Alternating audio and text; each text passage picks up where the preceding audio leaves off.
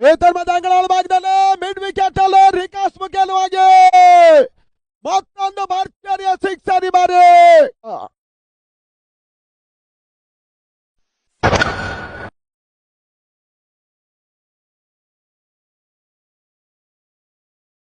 ಕಲ್ಕಿ ಜಯನಗರದ ಮಾಲೀಕರು ಆಗಿರುವಂತಹ ಚೇತನ್ ಕುಮಾರ್ ಅವರು, ಅದೇ ರೀತಿ ನಮ್ಮ ಪ್ರವೀಣ್ ಆಚಾರ್ಯರು ಇವಾಗಲೇ ನಮ್ಮ ಜೊತೆ ಅವರು, ಅವರ ತಂದೆ ಇವಾಗಲೇ ಪಂದ್ಯಾಟ ವೀಕ್ಷಣೆಯಲ್ಲಿರುವಂತಹ ವೆಂಕಟೇಶ್ ಆಚಾರ್ಯರು, ಹೊಸ ಮನೆಯ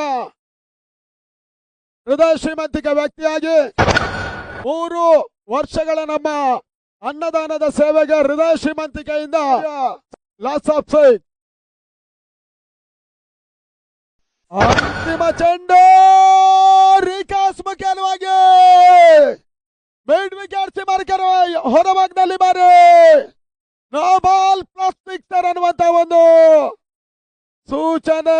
7 runs added, no ball plus sixer, ಜೊತೆಗೆ ಫ್ರೀಟ್ ಅವಕಾಶ ಇದೆ ಬಾರಿ.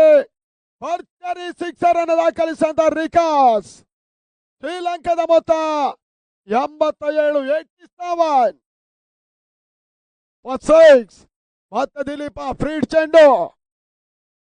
ಈ ಬಾರಿ ಕೂಡ ಫ್ರೀಟ್ ನಲ್ಲಿ ಭರ್ಜರಿ ಹೊಡೆತ ಕ್ಯಾಚ್ ಆಗ ಅವಕಾಶ ಇದೆ. ಸ್ಕ್ವೇರ್ ಬಾರಿ ಕ್ಯಾಚಿನಲ್ಲಿ ಕ್ಯಾಚ್ ಅನ್ನ ಕೈ ಚೆಲ್ಲಿದ್ರು ಕ್ಯಾಚ್ ಡ್ರಾಪ್ ಗೆಲುವಾಗಿ ಮತ್ತೆ ಬೌಂಡರಿಯ ಸೇರ್ಪಡೆ ಬಾರಿ ರಿಕಾಸ್ ಮುಖೇನವಾಗಿ.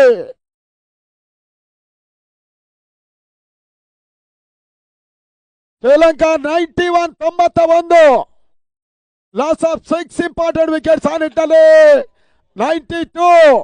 ಜೈ ಭಾರತ ತುರುವೇಕೆರೆ ತಂಡ ಜಯವನ್ನು ದಾಖಲಿಸಬೇಕಾದ್ರೆ ಟಾರ್ಗೆಟ್ 92. ಶಾಜ್ ಮತ್ತು ಜನಪ್ರಿಯ ದಾವಣಗೆರೆ ಬರಬೇಕನ್ನೋದ ಕೇಳ್ತಾ ಇದ್ದೇವೆ.